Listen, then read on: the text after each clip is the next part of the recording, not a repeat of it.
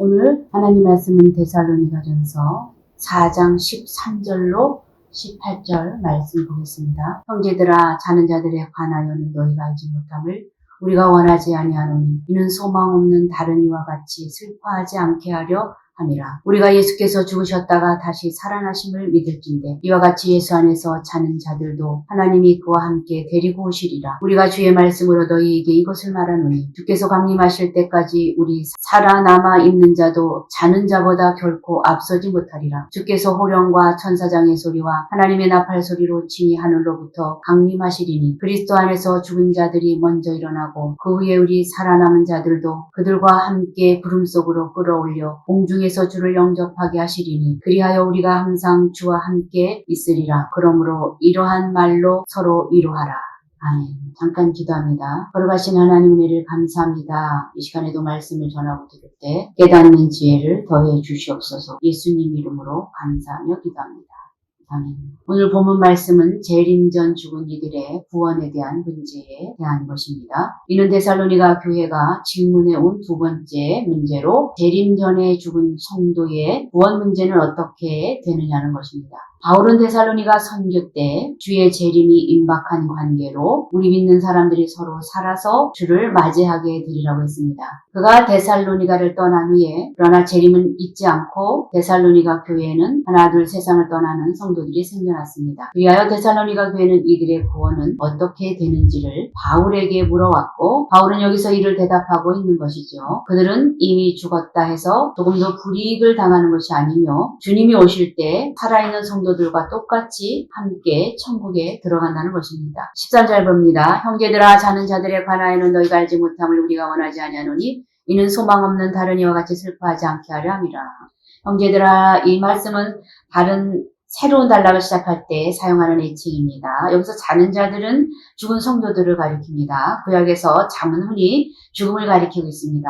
창세기 47장 30절에는 야곱의 죽음에 대해서, 신명기 31장 16절에는 모세의 죽음에 대해서, 열왕기상 2장 10절에는 다윗의 죽음에 대해서 나오는데 신약에서도 잠은 부활을 전제한 가운데서 죽음을 가리키는데 초대교회는 성도의 무덤을 침실이라고 불렀습니다. 너희가 알지 못함을 우리가 원치 아니한다. 이 말씀은 새로운 정보를 주려고 할 때 사용되는 형식으로서 이와 비슷한 기능을 하는 나는 너희가 알기를 원하노니. 고린도전서 11장 3절에 이런 말씀이 있습니다.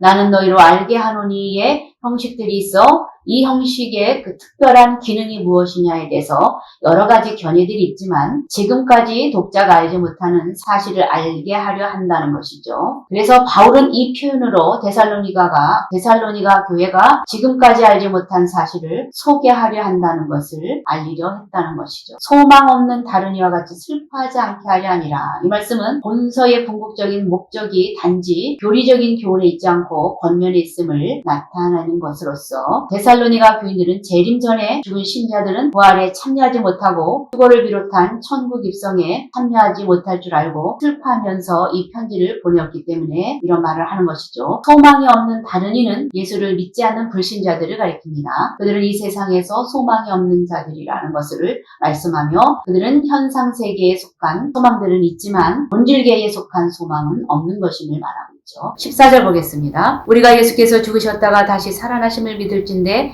이와 같이 예수 안에서 자는 자들도 하나님이 그와 함께 데리고 오시리라. 예수의 죽었다가 다시 사심을 믿을진대. 이 말씀은요, 예수의 부활은 부활의 그 첫 열매와 같은 부활이기에 그의 부활을 믿게 될 경우 자는 자들의 부활도 믿을 수 있는 것입니다. 이와 같이 예수의 죽었다가 다시 사심과 같이의 뜻이죠. 예수 안에서 자는 자들도 하나님이 저와 함께 데리고 오시리라. 예수 안에서라는 것은 저와 함께 데리고 오시리라. 여기에 연결되는 말씀으로 예수로 말미암아 혹은 예수 때문에 라는 것이죠. 문맥을 보면은 예수님의 오심을 말하고 있지 예수님이 하늘로 가심을 말하고 있지는 않는다는 것이죠. 이때 들려오는 하나님의 나팔은 택한 백성을 사방에서 모으는 나팔일 것을 말해주고 있습니다. 그래서 예수 안에서 자는 자들은 예수를 믿다가 죽은 성도를 가리키며 하나님이 저와 함께 데리고 오시리라. 이 말씀은 그리스도의 재림과 함께 죽은 성도의 부활이 있게 된다는 것을 말씀하고 있습니다. 15절 봅니다. 우리가 주의 말씀으로 너희에게 이것을 말하노니 주께서 강림하실 때까지 우리 살아남아 있는 자도 자는 자보다 결코 앞서지 못하리라. 여기 주의 말씀으로, 이 말씀은 복음서에 기록되어 있지 않은 예수님의 말씀이 있다는 것을 보여주고 있는데, 이와 같은 것을 아그라파라고 합니다. 비문서 기록이죠. 이것은 이제 사도행전 20장 35절과 같은 내용인데,